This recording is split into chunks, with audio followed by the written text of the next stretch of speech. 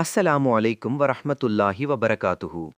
நபிகள் நாயகம் ஸல்லல்லாஹு அலைஹி வஸல்லம் அவர்கள் கூறினார்கள், இரவில் தூக்கத்திலிருந்து எழுந்து யார் இந்த திக்ரை ஓதுகிறாரோ அவரின் துவா அல்லாஹுவால் உடனே ஏற்றுக்கொள்ளப்படும். லா இலாஹ இல்லல்லாஹு வஹ்தஹு லா ஷரீக லஹு. அல்லாஹுவை தவிர வணக்கத்திற்குரியவன் யாரும் இல்லை, அவன் ஒருவனே, அவனுக்கு இணை ஏதும் இல்லை.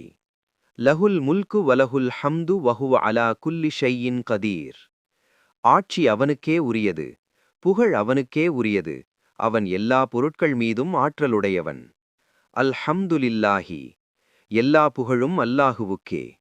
வசுப்ஹான் அல்லாஹி, அல்லாஹ் எல்லா குறைகளிலிருந்தும் தூய்மையானவன். வலா இலாஹ இல்லல்லாஹு, அல்லாஹுவை தவிர இறைவன் இல்லை. வல்லாஹு அக்பர், அல்லாஹ் மிகப்பெரியவன். வலா ஹவுல வலா குவ்வத இல்லா பில்லாஹி, அல்லாஹுவின் உதவியின்றி எந்த சக்தியும் பலமும் இல்லை.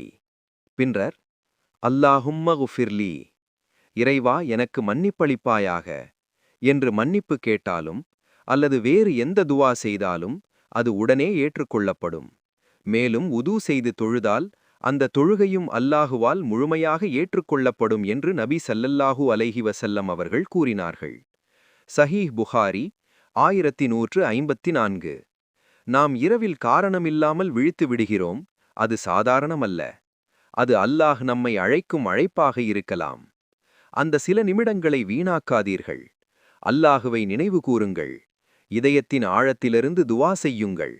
அல்லாஹ் நம் அனைத்து துவாக்களையும் ஏற்றுக்கொள்ளட்டும். ஆமீன்.